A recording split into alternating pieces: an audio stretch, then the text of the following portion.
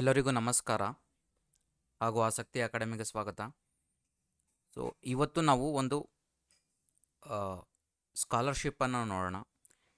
ಇದರಲ್ಲಿ ಎಲ್ಲ students apply ಮಾಡ್ಬೋದು. ಆಲ್ಮೋಸ್ಟ್ PUC ಆದಮೇಲೆ ನೀವು ಯಾವ್ಯಾವ ಕೋರ್ಸ್ಗಳಿಗೆಲ್ಲ ಜಾಯ್ನ್ ಆಗಿದ್ದೀರಾ, ಲೈಕ್ BA ಆಗಿರ್ಬೋದು, ಕಾಮರ್ಸ್ BCom ಆಗಿರ್ಬೋದು, BSc ಆಗಿರ್ಬೋದು, ಇಂಜಿನಿಯರಿಂಗ್ ಸ್ಟ್ರೀಮ್ಸ್ ಆಗಿರ್ಬೋದು, MBBS ಮೆಡಿಕಲ್ ಆಗಿರ್ಬೋದು, LLB ಇರ್ಬೋದು, BSMS ಕೋರ್ಸ್ ಇರ್ಬೋದು.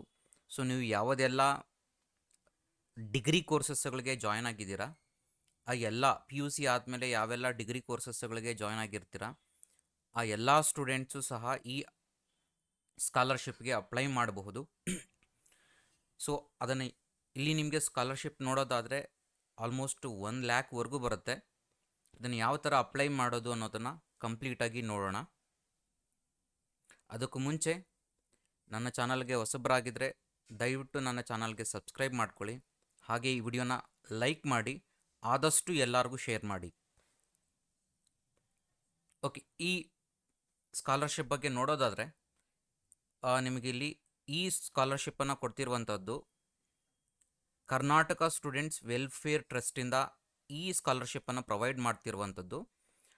2025-26ನೇ ಸಾಲಿಗೆ ಯಾರು ಅಡ್ಮಿಷನ್ ಆಗಿರ್ತಾರೆ PUC ಆದಮೇಲೆ ಡಿಗ್ರಿ ಕೋರ್ಸಸ್ಗಳಿಗೆ, ಸೊ ಆ ಎಲ್ಲ ಸ್ಟೂಡೆಂಟ್ಸ್ಗಳಿಗೆ ಈ ಸ್ಕಾಲರ್ಶಿಪ್ಸನ್ನು ಅಪ್ಲೈ ಮಾಡ್ಬೋದು. ನೀವು ಎಲಿಜಿಬಿಲಿಟಿ ಇರ್ತೀರಾ. So especially south Indian students, ಅಂದರೆ ಕರ್ನಾಟಕ, ನಾನು ಹೇಳ್ತೀನಿ ಯಾರ್ಯಾರು ಎಲಿಜಿಬಲ್ ಇರ್ತಾರೆ ಮತ್ತು ಏನೇನು ಡಾಕ್ಯುಮೆಂಟ್ಸ್ ಬೇಕಾಗುತ್ತೆ ನಿಮ್ಗೆ, ಇದಕ್ಕೆಲ್ಲ ಯಾವ ಥರ ಅಪ್ಲೈ ಮಾಡೋದು ಅನ್ನೋದನ್ನು ಕಂಪ್ಲೀಟಾಗಿ ನೋಡೋಣ. ಸೊ ಅವರ ಸ್ಟೂಡೆಂಟ್ಸ್ಗಳ ವೆಲ್ಫೇರ್ಗಾಗಿ ಸೊ ಇವರು ಸ್ಕಾಲರ್ಶಿಪ್ಸನ್ನು ಪ್ರೊವೈಡ್ ಮಾಡ್ತಿದ್ದಾರೆ.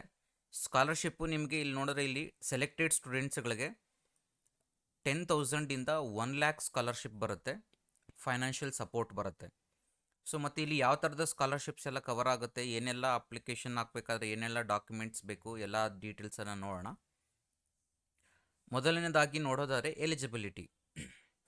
ಯಾರೆಲ್ಲ ಎಲಿಜಿಬಲ್ ಈ ಸ್ಕಾಲರ್ಶಿಪ್ಗೆ ಅಂತಂದರೆ, ಸೊ ಇಂಡಿಯನ್ ಸಿಟಿಸನ್ ಆಗಿರಬೇಕು. ಆ್ಯಂಡ್ ಮತ್ತು ನೀವು ಈ ರೆಸಿಡೆನ್ಸ್ ಆಫ್ ಕರ್ನಾಟಕ, ನಾನು ಆಗಲೇ ಹೇಳಿದೆ ನಿಮಗೆ, ಇದು ಸೌತ್ ಇಂಡಿಯನ್ ಸ್ಟೂಡೆಂಟ್ಸಿಗೆ ಅಂತ, ಸೌತ್ ಇಂಡಿಯನ್ ಸ್ಟೂಡೆಂಟ್ಸ್ ವೆಲ್ಫೇರ್ಗೆ ಇರುವಂತಹ ಸ್ಕಾಲರ್ಶಿಪ್ ಇದು. ಹಾಗಾಗಿರೋದ್ರಿಂದ ನೀವು ಕರ್ನಾಟಕ ಅಥವಾ ಕೇರಳ ಅಥವಾ ತಮಿಳುನಾಡು ಈ ಮೂರರಲ್ಲಿ ರೆಸಿಡೆನ್ಸ್ ಆಗಿರಬೇಕು. ಅದಾದಮೇಲೆ ನೆಕ್ಸ್ಟ್ ಬಂದು ಮೇಜರ್ ಇಂಪಾರ್ಟೆಂಟ್ ಪಾಯಿಂಟ್ ಏನಪ್ಪ ಅಂದರೆ, ನೀವು 12th ಬೋರ್ಡಲ್ಲಿ ಅಥವಾ PUC ನಲ್ಲಿ ಎಕ್ಸಾಮಿನೇಷನಲ್ಲಿ ಮಿನಿಮಮ್ 60% ಮಾರ್ಕ್ಸನ್ನು ತೊಗೊಂಡಿರಬೇಕು. ನೀವು ಈ ಸ್ಕಾಲರ್ಶಿಪ್ಗೆ ಎಲಿಜಿಬಲ್ ಆಗಬೇಕು ಅಂದರೆ ಇದ್ದೇ ಇರುತ್ತೆ. 60% ನಿಮಗೆ ಗೊತ್ತಿರುತ್ತೆ already. So 12th board CBSE ಯಾವುದೇ ಸ್ಟೇಟ್ ಆಗಿರ್ಬೋದು ಅಥವಾ ಬೋರ್ಡ್ ಆಗಿರ್ಬೋದು, ಅಥವಾ ನಮ್ಮ PUC ಆದರೂ ಆಗಿರ್ಬೋದು, ನೀವು 60% ಮಿನಿಮಮ್ ಪರ್ಸೆಂಟೇಜನ್ನು ತಗೊಂಡಿದ್ರೆ ಸೊ ನೀವು ಎಲಿಜಿಬಲ್ ಆಗಿರ್ತೀರ ಈ ಸ್ಕಾಲರ್ಶಿಪ್ಗೆ. ಅದಾದಮೇಲೆ ನಿಮಗಿಲ್ಲಿ ಎನ್ರೋಲ್ಮೆಂಟನ್ನು ಮಾಡ್ಕೋಬೇಕಾಗತ್ತೆ. ಎನ್ರೋಲ್ಮೆಂಟ್ ಮಾಡ್ಕೊಂಡಿರೋವಂಥ ಸ್ಟೂಡೆಂಟ್ಸು ಯಾವುದಕ್ಕೆ, ನೀವು ಡಿಗ್ರಿಗೆ ಏನು ಎನ್ರೋಲ್ಮೆಂಟ್ ಮಾಡ್ಕೊಂಡಿರ್ತೀರ, ಜಾಯ್ನ್ ಆಗಿರ್ತೀರ, ಅವರು ಫುಲ್ ಟೈಮ್ ಸ್ಟೂಡೆಂಟ್ಸ್ ಆಗಿರಬೇಕು. ಅಂದರೆ ಪಾರ್ಟ್ ಟೈಮ್ ಸ್ಟೂಡೆಂಟ್ಸ್ಗಳಿಗೆ ಇದು ಅಪ್ಲಿಕೇಬಲ್ ಆಗೋದಿಲ್ಲ. ಫುಲ್ ಟೈಮ್ ಸ್ಟೂಡೆಂಟ್ಸ್ ಅಂದರೆ ನೀವು ಕಾಲೇಜಿಗೆ ಹೋಗಿ ಅಪ್ಲೈ ಮಾಡಿರ್ತೀವಲ್ಲ, ಕಾಲೇಜಿಗೆ ಹೋಗುವಂತಹ ಸ್ಟೂಡೆಂಟ್ಸ್ಗಳಿಗೆ ಮಾತ್ರ ಇದು ಪಾರ್ಟ್ ಟೈಮ್ ಅಲ್ಲ. ಸೊ ಹಾಗಾಗಿರೋದ್ರಿಂದ ಈ ಎಲ್ಲ ಎಲಿಜಿಬಿಲಿಟಿನ ಸ್ಯಾಟಿಸ್ಫೈ ಮಾಡಿದ್ರೆ, ಆಲ್ಮೋಸ್ಟ್ ಎಲ್ಲರೂ ಎಲಿಜಿಬಿಲಿಟಿನ ಸ್ಯಾಟಿಸ್ಫೈ ಮಾಡಿರ್ತಾರೆ. PUC 60% ಅಂತೂ ಇದ್ದೇ ಇರುತ್ತೆ ಸೆಕೆಂಡ್ PUC. ಅದಾದಮೇಲೆ ಎಲ್ಲರೂ ಕಾಲೇಜಿಗೆ ಜಾಯ್ನ್ ಆಗಿರ್ತೀರ, ಫುಲ್ ಟೈಮ್ ಜಾಯ್ನ್ ಆಗಿರ್ತೀರ. ಸೊ ಈ ಎಲ್ಲ ಸ್ಟೂಡೆಂಟ್ಸು ನಿಮಗೆ ಎಲಿಜಿಬಿಲಿಟಿ ಆಗಿರುತ್ತೆ. ನೆಕ್ಸ್ಟ್ ಬಂದಾಗ ಬೆನಿಫಿಟ್ಸ್. ಏನು ಬೆನಿಫಿಟ್ಸ್ ಸಿಗುತ್ತೆ? The selected candidates will receive scholarship from 10,000 to 1,00,000. ಇಲ್ಲಿ ನಿಮಗೆ ಸ್ಕಾಲರ್ಶಿಪ್ ಬಂದಾಗ 10,000ಇಂದ 1,00,000 ಸ್ಕಾಲರ್ಶಿಪ್ ಸಿಗುತ್ತೆ. 10,000 ಮತ್ತು 10,000ಇಂದ 1,00,000 ಅಂತ ಯಾಕೆ ಹೇಳಿದೆ ಅಂತಂದರೆ, ಇಲ್ಲಿ ನಿಮ್ಮ ಡಿಪೆಂಡ್ಸ್ ಆನ್ ದ ಫೀಸ್, ನಿಮ್ಮ ಫೀಸು ಮತ್ತು ಯಾವ್ಯಾವ್ದೆಲ್ಲ ಕವರ್ ಆಗುತ್ತೆ ಅನ್ನೋದನ್ನು ಆಮೇಲೆ ಹೇಳ್ತೀನಿ. ಮತ್ತು ಈ ಸ್ಕಾಲರ್ಶಿಪ್ ಅಮೌಂಟ್ ನಿಮಗೆ ಡೈರೆಕ್ಟಾಗಿ ಎಜುಕೇಷನಲ್ ಇನ್ಸ್ಟಿಟ್ಯೂಷನ್ಗೆ ನೋಡಿ sent directly to the educational institution. ನಿಮ್ಮ ಎಜುಕೇಷನಲ್ ಇನ್ಸ್ಟಿಟ್ಯೂಷನ್ಗೆ ಡೈರೆಕ್ಟಾಗಿ ಫಂಡ್ಸನ್ನು ಕಳಿಸ್ಕೊಡ್ತಾರೆ. ಯಾಕೆಂತಂದರೆ to cover tuition and related cost. ನಿಮಗೆ ಇಲ್ಲಿ ಟ್ಯೂಷನ್ ಫೀಸು ಮತ್ತು ಎಕ್ಸ್ಟ್ರಾ ಕಾಸ್ಟ್ ಏನೇನೆಲ್ಲ ಕವರ್ ಆಗುತ್ತೆ. ಹಾಗಾಗಿರೋದ್ರಿಂದ ಈ ಫಂಡ್ಸನ್ನು ಡೈರೆಕ್ಟಾಗಿ ಎಜುಕೇಷನಲ್ ಇನ್ಸ್ಟಿಟ್ಯೂಷನ್ಗೆ ಕಳಿಸ್ಕೊಡ್ತಾರೆ. ಆ್ಯಂಡ್ ಮತ್ತು ಇಲ್ಲಿ ಒಂದು ಕಂಡೀಷನ್ ಏನಪ್ಪ ಅಂತಂದರೆ, ನೀವು ಸ್ಕಾಲರ್ಶಿಪ್ಪು ಒಂದು ಸರಿ ನಿಮಗೆ ಅಪ್ರೂವಲ್ ಆಯಿತು ಅಂತಂದರೆ ನಿಮಗೆ ಆಲ್ಮೋಸ್ಟ್ ನಿಮ್ಮ ಕೋರ್ಸ್ ಡ್ಯೂರೇಷನ್ ಏನಿರುತ್ತೆ ಅಷ್ಟರವರೆಗೂ ನಿಮಗೆ ಈ ಸ್ಕಾಲರ್ಶಿಪ್ ಏನು ಅಮೌಂಟ್ ಇರುತ್ತೆ ಅದು ಪ್ರತಿ ವರ್ಷವೂ ಬರ್ತಾ ಇರುತ್ತೆ. ಬಟ್ ಕಂಡೀಷನ್ ಏನಪ್ಪ ಇಲ್ಲಿ ಅಂತಂದರೆ, ನಿಮ್ಮ ಪ್ರೋಗ್ರೆಸ್ ಮೇಲೆ ಸ್ಕಾಲರ್ಶಿಪ್ ವೆದರ್ ಕಂಟಿನ್ಯೂ ಮಾಡಬೇಕಾ ಬೇಡವಾ ಅನ್ನೋದನ್ನು ಡಿಸೈಡ್ ಮಾಡ್ತಾರೆ. ಮತ್ತು ನೀವು ಮೇಂಟೈನ್ ಮಾಡಬೇಕು ಕಂಪ್ಲೀಟಾಗಿ. ನೀವು ಏನೇನು ಅಕಾಡೆಮಿಕ್ಸ್ ರಿಲೇಟೆಡ್ ಏನು ಪ್ರೋಗ್ರೆಸ್ ಇರುತ್ತೆ ಅದನ್ನು ಕಂಪ್ಲೀಟಾಗಿ ನೀವು ಮೇಂಟೈನ್ ಮಾಡಿದ್ರೆ ಮಾತ್ರನೇ ಈ ಸ್ಕಾಲರ್ಶಿಪ್ಪು ನಿಮಗೆ ಆ ಡ್ಯೂರೇಷನ್ ಆಫ್ ಕೋರ್ಸ್ ಏನಿರುತ್ತೆ ಅಷ್ಟು ವರ್ಷ ನಿಮಗೆ 3 ಇಯರ್ಸು ಅಥವಾ 4 ಇಯರ್ಸು ಕಂಪ್ಲೀಟಾಗಿ ಕಂಟಿನ್ಯೂ ಆಗುತ್ತೆ ಪ್ರತಿ ವರ್ಷ. ಅಂದರೆ ನೀವು ಒಳ್ಳೆ ಮಾರ್ಕ್ಸನ್ನು ತೊಗೊಂಡು ಅದೇ 3 ಇಯರ್ಸ್ ಅಥವಾ 4 ಇಯರ್ಸ್ ಏನಿರುತ್ತೆ ಅದನ್ನು ಮೇಂಟೈನ್ ಮಾಡಿದ್ರೆ ನಿಮಗೆ ಪ್ರತಿ ವರ್ಷ ಈ ಸ್ಕಾಲರ್ಶಿಪ್ಪು ಬರ್ತಾ ಇರುತ್ತೆ. ನೀವೇನಾದರೂ ಆ ರಿಕ್ವೈರ್ಮೆಂಟ್ಸ್ಗೆ ಅಕಾಡೆಮಿಕ್ ರಿಕ್ವೈರ್ಮೆಂಟ್ಸ್ ಅಂತಂದರೆ ನೀವು ಮಾರ್ಕ್ಸ್ ಸರಿಯಾಗಿ ತೊಗೊಂಡಿಲ್ಲ ಅಂತಂದಾಗ, ಆ ಅಕಾಡೆಮಿಕ್ ರಿಕ್ವೈರ್ಮೆಂಟ್ಸನ್ನು ಮೀಟ್ ಮಾಡಲಿಲ್ಲ ಅಂತಂದರೆ ಆಗೇನಾಗುತ್ತೆ, ಈ ಸ್ಕಾಲರ್ಶಿಪ್ಪು ಬರೋದು ನಿಮಗೆ ಸ್ಟಾಪ್ ಆಗುತ್ತೆ. ಫಾರ್ ಎಕ್ಸಾಂಪಲ್ ಫಸ್ಟ್ ಇಯರ್ ಓದಿರ್ತೀರ, ಫಸ್ಟ್ ಇಯರ್ ಈಗ PUCನಲ್ಲಿ ಓದಿರ್ತೀರ, ಚೆನ್ನಾಗಿ ಮಾರ್ಕ್ಸ್ ತೊಗೊಂಡು ನಿಮಗೆ ಸ್ಕಾಲರ್ಶಿಪ್ ಬಂದಿರುತ್ತೆ, ಫಸ್ಟ್ ಇಯರ್ ಬರುತ್ತೆ. ಫಸ್ಟ್ ಇಯರು ಚೆನ್ನಾಗಿ ಓದ್ತೀರಾ, ಒಳ್ಳೆ ಮಾರ್ಕ್ಸ್ ಪರ್ಸೆಂಟೇಜ್ ತೊಗೊಳ್ತೀರಾ ಡಿಗ್ರಿನಲ್ಲಿ, whatever the respective degree. ಆಗ ಸ್ಕಾಲರ್ಶಿಪ್ ಸೆಕೆಂಡ್ ಇಯರ್ಗೆ ಬರುತ್ತೆ. ನೀವು ಸೆಕೆಂಡ್ ಇಯರಲ್ಲಿ ಏನಾಗುತ್ತೆ, ನೀವು ಪರ್ಸೆಂಟೇಜ್ ಏನೋ ರೀಸನ್ಗೆ ಸರಿಯಾಗಿ ತೊಗೊಂಡಿಲ್ಲ ಅಂತಂದವಾಗ, ಒಳ್ಳೆ ಸ್ಕೋರನ್ನು ಮಾಡಲಿಲ್ಲ, ಅಕಾಡೆಮಿಕ್ ರಿಕ್ವೈರ್ಮೆಂಟನ್ನು ತೊಗೊಳ್ಳಿಲ್ಲ, ಮೇಂಟೈನ್ ಮಾಡಲಿಲ್ಲ ಅಂತಂದಾಗ ಏನಾಗುತ್ತೆ ಅಂದರೆ ನಿಮಗೆ ಕಂಪ್ಲೀಟಾಗಿ ಥರ್ಡ್ ಇಯರ್ಗೆ ಸ್ಕಾಲರ್ಶಿಪ್ಪು ಬರೋದಿಲ್ಲ. ಸೊ ಅದಕ್ಕೆ ಪ್ರತಿ ವರ್ಷ ನೀವು ಆ ಡ್ಯೂರೇಷನ್ ಆಫ್ ಕೋರ್ಸ್ ಏನಿರುತ್ತೆ ಆ ಪ್ರತಿ ವರ್ಷ ನೀವು ಪ್ರಾಪರಾಗಿ ಅಕಾಡೆಮಿಕ್ಸನ್ನು ಚೆನ್ನಾಗಿ ಮೇಂಟೈನ್ ಮಾಡಿದರೆ ನಿಮಗೆ ಆ ಡ್ಯೂರೇಷನ್ ಆಫ್ ಅಕಾಡೆಮಿಕ್ಸ್ ಏನಿರುತ್ತೆ ಅಷ್ಟು ವರ್ಷ ನಿಮಗೆ ಪ್ರತಿ ವರ್ಷ ಸ್ಕಾಲರ್ಶಿಪ್ ಬರುತ್ತೆ. ಸೊ ಇದು ಇಂಪಾರ್ಟೆಂಟ್ ನೋಟ್ ನಿಮಗೆ. ಆಮೇಲೆ ಡಾಕ್ಯುಮೆಂಟ್ಸ್ ಅಂತ ಬಂದರೆ ಇಲ್ಲೇನು ತುಂಬ ಎಕ್ಸ್ಟ್ರೀಮ್ ಡಾಕ್ಯುಮೆಂಟ್ಸ್ ಅಂತ ಏನೂ ಕೇಳ್ತಿಲ್ಲ. ಸಿಂಪಲ್ ಡಾಕ್ಯುಮೆಂಟ್ಸ್ ನಿಮಗೆ ಟ್ರಾನ್ಸ್ಕ್ರಿಪ್ಟ್ಸ್ ಆಫ್ ಲಾಸ್ಟ್ ಕ್ವಾಲಿಫೈಯಿಂಗ್ ಎಕ್ಸಾಮ್ಸ್, ಅಂದರೆ ನೀವು PUCನಲ್ಲಿ ಏನು ಕ್ವಾಲಿಫೈ ಮಾಡಿದ್ದೀರಾ ಅಥವಾ 12th ಸ್ಟ್ಯಾಂಡರ್ಡ್ ಏನು ಕ್ಲಿಯರ್ ಮಾಡಿದ್ದೀರಾ ಆ ಡಾಕ್ಯುಮೆಂಟ್ಸ್ ಬೇಕಾಗುತ್ತೆ ಕಂಪ್ಲೀಟಾಗಿ. ಅದಾದಮೇಲೆ ರೆಸಿಡೆನ್ಸ್ ಪ್ರೂಫ್, ನೀವು ಉಳಿದುಕೊಂಡಿರುವಂತಹ ಪ್ರೂಫ್, ಮನೆಯ ಪ್ರೂಫ್, ಅಡ್ರೆಸ್ ಪ್ರೂಫ್ ಬೇಕಾಗುತ್ತೆ, ರೆಸಿಡೆನ್ಸ್ ಪ್ರೂಫು. ಅದ್ರ ಜೊತೆಗೆ ಎನ್ರೋಲ್ಮೆಂಟ್ ಪ್ರೂಫ್, ಅಂದರೆ ನೀವು ಕಾಲೇಜಿನಲ್ಲಿ ಲೈಕ್ ಫೀಸ್ ರಿಸಿಪ್ಟಿಂದ ಹಿಡಿದು ಅಡ್ಮಿಷನ್ ಲೆಟರ್ ಡಾಕ್ಯುಮೆಂಟ್ಸ್ ಎಲ್ಲ ಬೇಕಾಗುತ್ತೆ. ಕಾಲೇಜಿಗೆ ಅಡ್ಮಿಷನ್ ಆಗಿರುವಂತಹ ಡಾಕ್ಯುಮೆಂಟ್ಸ್ ಎಲ್ಲ ಬೇಕಾಗುತ್ತೆ, ಇನ್ಕ್ಲೂಡಿಂಗ್ ಫೀಸ್ ರಿಸಿಪ್ಟ್ಸನ್ನು ಕಂಪ್ಲೀಟಾಗಿ ಬೇಕಾಗುತ್ತೆ. ಸೊ ಇಷ್ಟು ಡಾಕ್ಯುಮೆಂಟ್ಸ್ ನಿಮಗೆ ಬೇಕಾಗುತ್ತೆ. ತುಂಬ ಡಾಕ್ಯುಮೆಂಟ್ಸ್ ಏನಿಲ್ಲ ಇಲ್ಲಿ. ಸೊ ಮಿನಿಮಲ್ ಡಾಕ್ಯುಮೆಂಟ್ಸ್ ರಿಕ್ವೈರ್ಮೆಂಟ್ ಇದೆ ಇಲ್ಲಿ. ಸೊ ಈ ಎಲ್ಲ ಡಾಕ್ಯುಮೆಂಟ್ಸನ್ನು ರೆಡಿ ಮಾಡಿಟ್ಕೊಂಡು ನೀವು ಅಪ್ಲಿಕೇಶನನ್ನು ಸ್ಟಾರ್ಟ್ ಮಾಡ್ಬೋದು. ಯಾವ ಥರ ಅಪ್ಲೈ ಮಾಡಬೇಕು ಅಪ್ಲಿಕೇಶನನ್ನು? ಹಾಗಾದರೆ ಇಲ್ಲಿ ನೋಡ್ಬೋದು, ಈ ವೆಬ್ಸೈಟ್ ಇದೆಯಲ್ವಾ, kswsonline.com ಅಂತ, ಆ ವೆಬ್ಸೈಟಿಗೆ ವಿಸಿಟ್ ಮಾಡಬೇಕಾಗತ್ತೆ. ಒಂದು ಸ್ವಲ್ಪ ಡೆಮೋ ತೋರಿಸ್ತೇನೆ ನಾನು ನಿಮಗೆ ಯಾವ ಥರ ಅಪ್ಲೈ ಮಾಡಬೇಕು ಅಂತ ಅಂದ್ಬಿಟ್ಟು. ಉಳಿದಿರೋ ಡಾಕ್ಯುಮೆಂಟ್ಸ್ ಅಪ್ಲೋಡ್ ಎಲ್ಲ ನೀವು ಮಾಡ್ಕೋಬಹುದು. ಬಟ್ ಯಾವ ಥರ ವೆಬ್ಸೈಟಿಗೆ ಹೋಗಬೇಕು, ಯಾವ ವೆಬ್ಸೈಟಿಗೆ ಹೋಗಬೇಕು ಮತ್ತು ಯಾವ ಥರ ಇರುತ್ತೆ ಅನ್ನೋದನ್ನು ಹೋಮ್ ಪೇಜ್ ಅನ್ನೋದನ್ನು ಚೆಕ್ ಮಾಡೋಣ. ಜಸ್ಟ್ ಈಗ ನಿಮಗೆ ಎಕ್ಸ್ಪ್ಲನೇಷನ್ ಕೊಡ್ತಾ ಇದ್ದೀನಿ. ಸೊ kswsonline.com ಅನ್ನು ನೀವು ಈ ವೆಬ್ಸೈಟನ್ನು ಹಾಕಿದಾಗ ಅಲ್ಲಿ ಅಪ್ಲೈ ಬಟನ್ ಅಂತ ಬರುತ್ತೆ, ಅದನ್ನು ಕ್ಲಿಕ್ ಮಾಡಬೇಕಾಗತ್ತೆ. ಅದಾದಮೇಲೆ ಅಲ್ಲಿ ಏನೇನೆಲ್ಲ ಡೀಟೇಲ್ಸ್ ಕೊಟ್ಟಿರ್ತಾರೆ ಅದನ್ನ ಮೇಲೆ ಕ್ಲಿಕ್ ಮಾಡಿದ್ರೆ ನೀವು ಫುಲ್ ಡೀಟೇಲ್ಸ್ ಎಲ್ಲ ಕ್ಲಿಕ್ ಮಾಡಿ ಮತ್ತು ರಿಜಿಸ್ಟರ್ ಬಟನ್ ಬರುತ್ತೆ, ರಿಜಿಸ್ಟ್ರೇಷನ್ ಮಾಡ್ಕೋಬೇಕಾಗತ್ತೆ.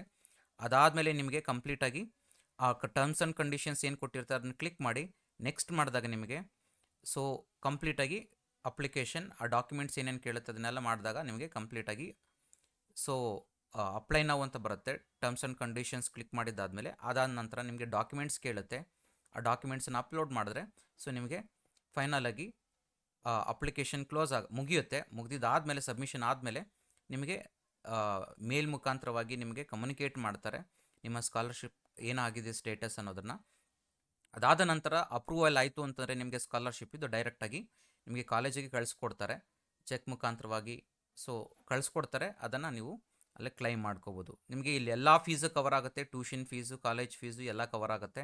ಅಪ್ ಟು 1 lakh, 10,000ಇಂದ 1 lakhವರೆಗೂ ನಿಮ್ಮ ಫೀಸ್ ಮೇಲೆ ಡಿಪೆಂಡ್ ಆಗಿರುತ್ತೆ.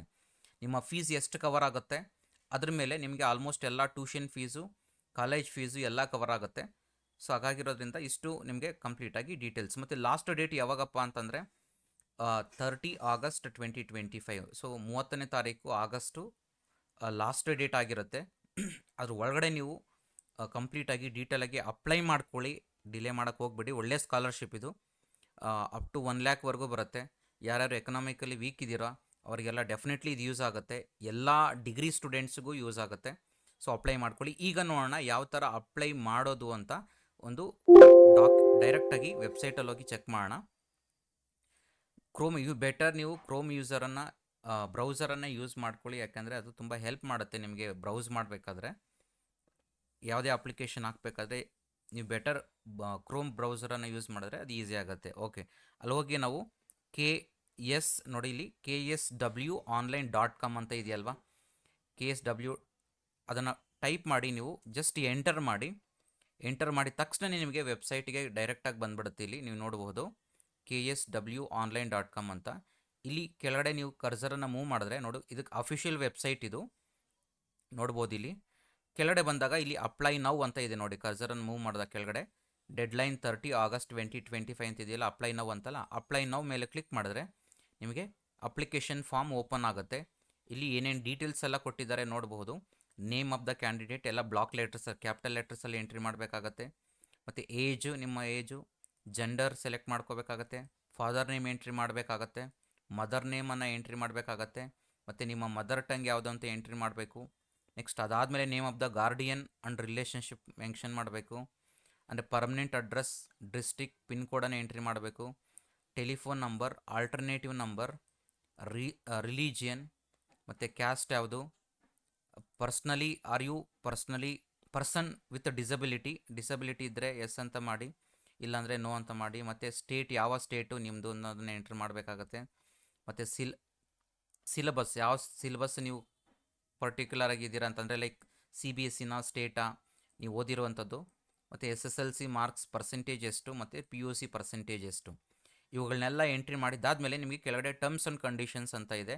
ನೀವೆಲ್ಲ ನೀಟಾಗಿ ಓದ್ಕೊಳ್ಳಿ. ನನಗೆ ಇಷ್ಟೊತ್ತು ಏನು ಹೇಳಿದೆ ಅದನ್ನೇ ಕಂಪ್ಲೀಟಾಗಿ ನಿಮಗೆ ಕೊಟ್ಟಿರ್ತಾರೆ. ಸೆಲೆಕ್ಷನ್ ಪ್ರೊಸೀಜರ್ ಯಾವ ಥರ ಇರುತ್ತೆ, ನಿಮಗೆ ಎಲಿಜಿಬಿಲಿಟಿ ಕ್ರೈಟೀರಿಯಾ, ಅಪ್ಲಿಕೇಶನ್ ಪ್ರೋಸೆಸ್ ಯಾವ ಥರ ಇರುತ್ತೆ, ಸೆಲೆಕ್ಷನ್ ಪ್ರೊಸೀಜರ್, ಸ್ಕಾಲರ್ಶಿಪ್ ಅವಾರ್ಡ್ ಯಾವ ಥರ ಇರುತ್ತೆ, ಟರ್ಮ್ಸ್ ಆ್ಯಂಡ್ ಅಕ್ಸೆಪ್ಟೆನ್ಸ್ ಏನಿರುತ್ತೆ, ರಿನ್ಯೂವಲ್ ಆ್ಯಂಡ್ ಟರ್ಮಿನೇಷನ್ಸ್ ಏನಿರುತ್ತೆ, ನಾನ್ ಟ್ರಾನ್ಸ್ಫರಬಿಲಿಟಿ ಏನಿರುತ್ತೆ. ಸೊ ಇವೆಲ್ಲ ಕಂಪ್ಲೀಟಾಗಿ ನಿಮಗೆ ಡೀಟೇಲ್ಸ್ ಆಗಿರುತ್ತೆ. ನಿಮಗೆ ಟರ್ಮ್ಸ್ ಆ್ಯಂಡ್ ಕಂಡೀಷನ್ಸ್ ನೀಟಾಗಿ ಓದ್ಕೊಂಡು ಲಾಸ್ಟಲ್ಲಿ ಐ ಅಕ್ಸೆಪ್ಟ್ ಅಂತ ಒಂದು ಇದೆಯಲ್ವಾ, ಆದಮೇಲೆ ಕ್ಲಿಕ್ ಮಾಡಿ ಅಪ್ಲೈ ನೌ ಮೇಲೆ ಕ್ಲಿಕ್ ಮಾಡಿದ್ರೆ ನಿಮಗೆ ಡೀಟೇಲ್ಸ್ ಬರುತ್ತೆ. ಅದಾದ ನಂತರ ನಿಮಗೆ ಡಾಕ್ಯುಮೆಂಟ್ಸ್ ಏನೇನು ಕೇಳುತ್ತೆ ಅದನ್ನು ಅಪ್ಲೋಡ್ ಮಾಡಿ ಕ್ಲಿಕ್ ಮಾಡಿದ್ರೆ ನಿಮಗೆ ಅಪ್ಲಿಕೇಶನ್ ಮುಗಿಯುತ್ತೆ. ಸೊ ಇಷ್ಟು ಕಂಪ್ಲೀಟಾಗಿ ನೀವು ಅಪ್ಲೈ ಮಾಡುವಂತಹ ಕಂಪ್ಲೀಟಾಗಿ ಡೀಟೇಲ್ಸ್. ಇದು ಒಳ್ಳೆಯ ಸ್ಕಾಲರ್ಶಿಪ್ಪೇ, ಇದು ನಿಮಗೆ ಅಪ್ ಟು 1 ಲ್ಯಾಕ್ವರೆಗೂ ಸಿಗುತ್ತೆ. ಸೊ ಎಲ್ಲರೂ ದಯವಿಟ್ಟು ಅಪ್ಲೈ ಮಾಡ್ಕೊಳ್ಳಿ. ಮ್ಯಾಕ್ಸಿಮಮ್ ಯಾರ್ಯಾರಿಗೆ ಎಲ್ಲೆಲ್ಲ ಸ್ಕಾಲರ್ಶಿಪ್ ಎಷ್ಟೆಷ್ಟಾಗುತ್ತೋ ಮ್ಯಾಕ್ಸಿಮಮ್ ಎಲ್ಲರಿಗೂ ಸಿಗಲಿ ಅಂತ ಕೇಳ್ಕೊಳ್ತೇನೆ. ಸೊ ಇದು ಸ್ಕಾಲರ್ಶಿಪ್ ಬಗ್ಗೆ.